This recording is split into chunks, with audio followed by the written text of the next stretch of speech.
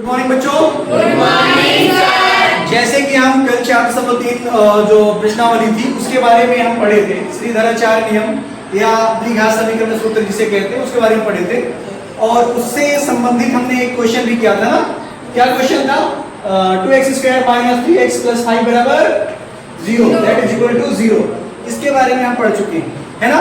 तो इसमें सबसे पहला क्वेश्चन है, क्या कह रहे हैं? निम्न द्विघात समीकरण के मूलों की प्रकृति ज्ञात कीजिए, यदि मूलों का अस्तित्व हो तो उन्हें ज्ञात करिए, ये कह रहा है। और जिसे हम पहले सवाल को हम सॉल्व कर चुके हैं कल, है ना, इसके पहली वाली क्लास में। आइए आज दूसरा वाला सवाल सॉल्व करते हैं। ये तो दूसरा क्वेश्चन है, क्या है भैया? 3x square minus 4 under root 3x plus 4 बराबर 0।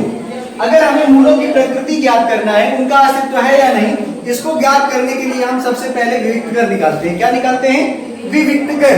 विविक्त कर का सूत्र क्या है? विविक्त कर का सूत्र क्या है बच्चों? मूलों की प्रकृति के लिए, मूलों की प्रकृति के लिए तो हम क्या करेंगे? सबसे पहले निकालेंगे विविक्त कर। क्या निकालेंगे बच्चों? विविक्त कर। जो विविक्त कर होता है वो d बराबर होता है b स्क्वायर माइनस 4ac। अगर इसे हम रखें ax का square plus bx plus c बराबर 0, तो यहां से पता चलेगा कि a बराबर 3 है। x स्क्वायर से x square cancel out, a बराबर 3, b बराबर कितना? x से x कैंसिल आउट, b बराबर क्या आएगा? b बराबर आएगा माइनस 4 अंडर रूट 3। c बराबर क्या आएगा बच्चों? 4 आएगा। c बराबर प्लस 4। इसी को उठा करके क्या करेंगे? आप रखेंगे तो क्या आएगा? d बराबर b के स्थान पे हम रखेंगे माइनस 4 अंडर रूट 3 का होल स्क्वायर माइनस 4। a का मतलब कितना है? 3, और गुणे c का मतलब है 4। और d बराबर इसका अगर स्क्वायर करेंगे तो माइनस हट जाएगा, क्योंकि माइनस इंटू माइनस क्या होता है? प्लस।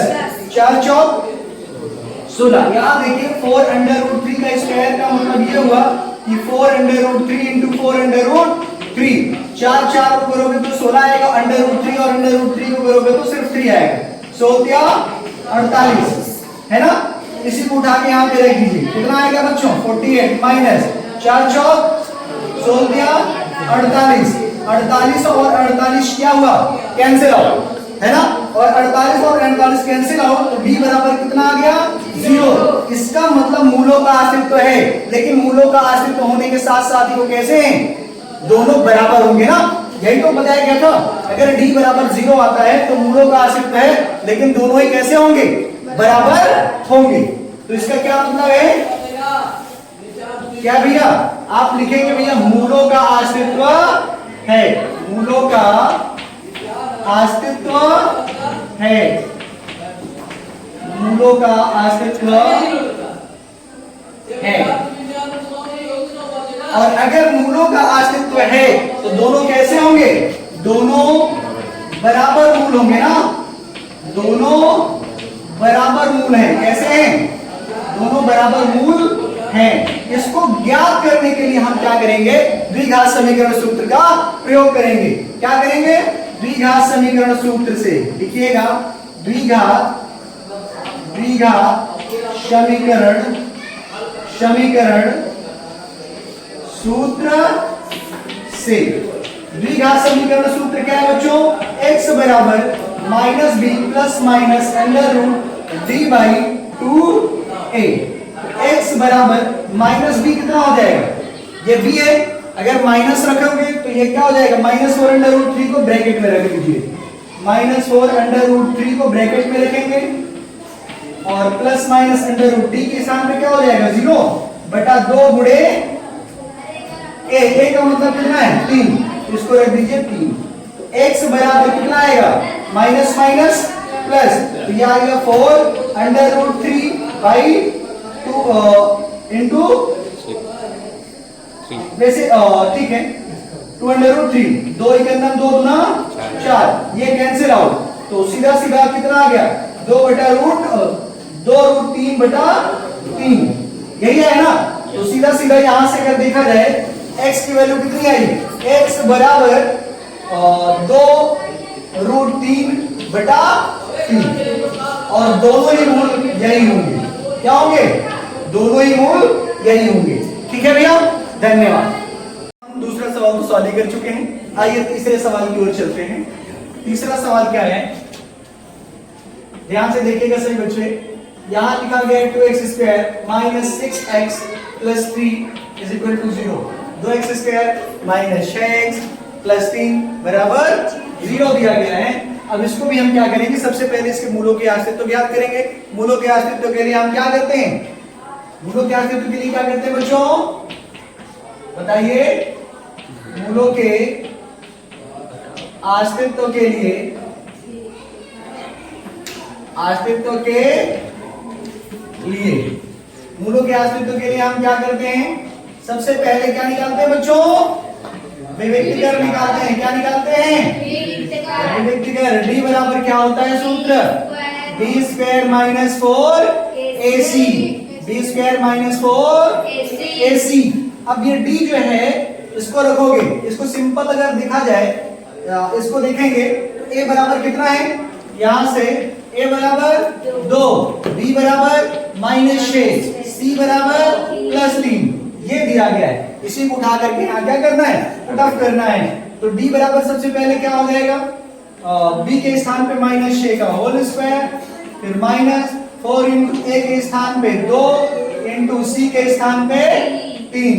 तो 6 6 कितना होता है बच्चों, 36 प्लस में आएगा ना, माइनस के स्क्वायर यानी प्लस। इसके बाद -4 × 8, 8 × 24, राइट। तो d बराबर 36 में से 24 जाएगा तो कितना होगा, 36 में से 24 जाएगा तो कितना आएगा बच्चों, 12 आएगा। कितना आएगा, 12। d का मान कितना आ गया, 12। इससे ये पता चलता है कि जो d है वो 0 से बड़ा है, और अगर 0 से बड़ा है d तो मूलों का अस्तित्व है। लेकिन दोनों भिन्न मूल है ना, क्या है बच्चों, मूलों का अस्तित्व है। या सीधा सीधा लिखिए, दो भिन्न मूल है। क्या है भैया, दो भिन्न मूल हैं।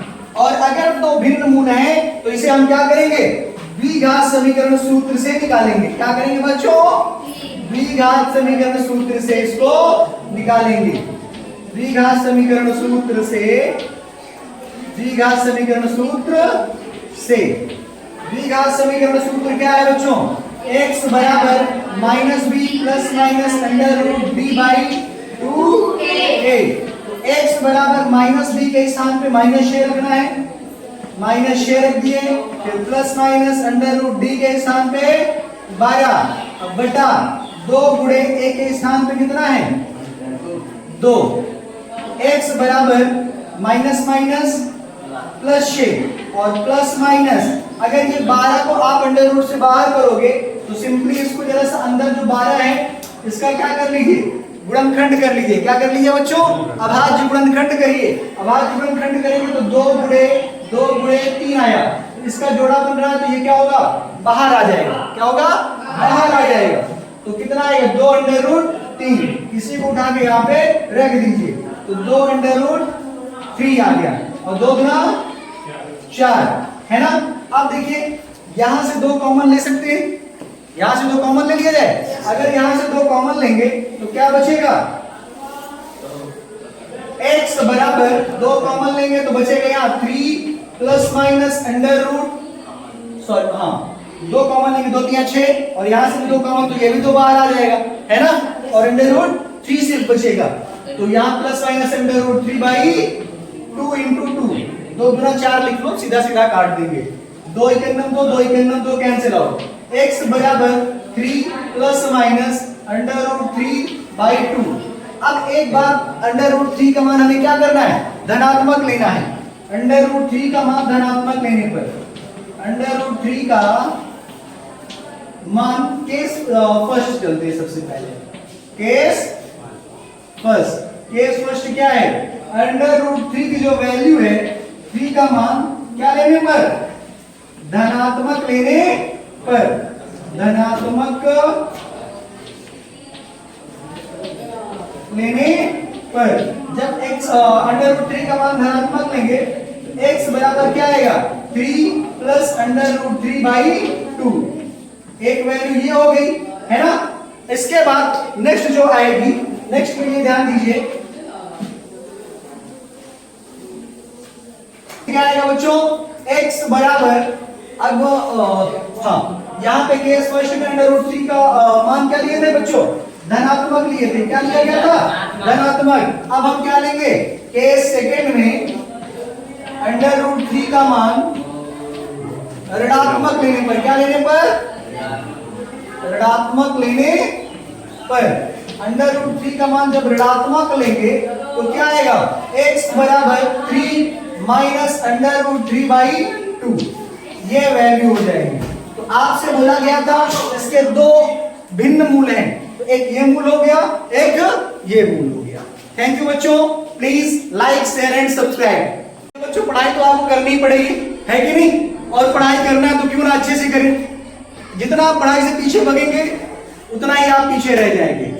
सीधा सा यह मतलब है कि द्वंद्व कहां तक पाला जाए, युद्ध कहां तक टाला जाए, हम वंशज हैं राणा के, फेंक भाला जहां तक जाए। हमें तैयारी करना ही करना है, पढ़ना ही पढ़ना है। तो क्यों ना इतना अथक प्रयास करें, इतनी अथक हम पढ़ाई करें कि हम अपने एग्जामिनेशन में क्या कर जाएं, टॉप कर जाएं। तो अच्छे से पढ़ाई करिएगा, अच्छे से रहिएगा। ठीक है, धन्यवाद।